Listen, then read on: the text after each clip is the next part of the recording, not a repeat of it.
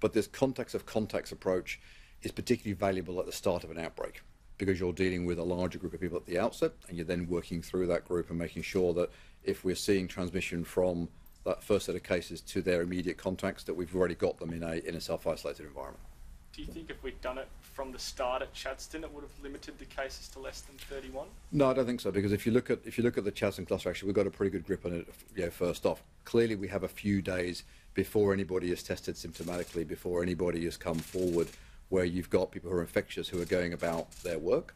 And we've clearly seen some transmission during those first 3 or 4 days at Chadstone before we knew there was a positive case there, where they've transmitted it to other workers in that complex. And then, of course, people go home at night, so they're going to, at high risk of spreading it to people that they live with. So that's why this, again, the message around getting tested early are just so important, because we want to get hold of people as quickly as possible.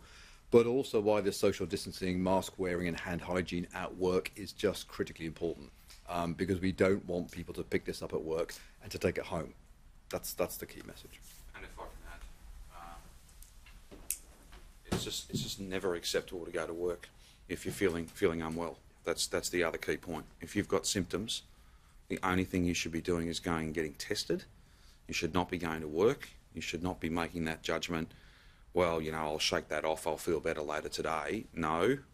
There's so little cold and flu symptoms around across the Victorian community at the moment. If you've got those symptoms, there's every chance that you've got this, and there's an absolute certainty that if you go into a workplace environment, almost any workplace environment, with symptoms, you will spread it, you will give it to someone else.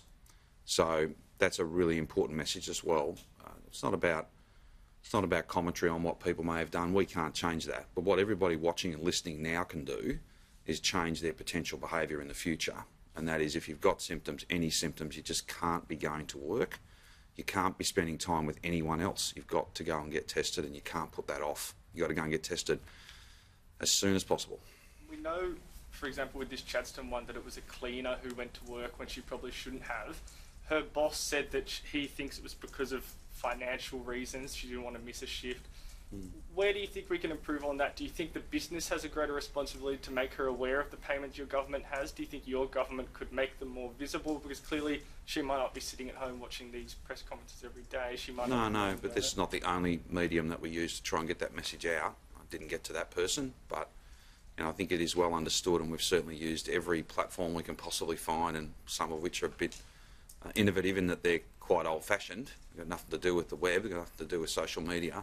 Just about word of mouth, communication through unions, communication through employer networks, communication at large workplaces. There are payments while you're waiting for your test result, and there are payments if you are positive and you don't have sick leave to fall back on.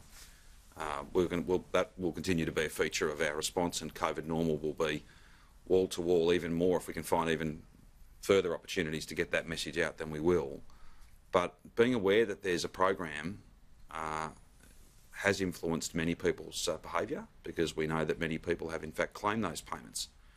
But there'll always be others who make that choice, and it's very difficult to understand the thought process they go through beyond, of course, that notion of if I miss the shift I don't get paid.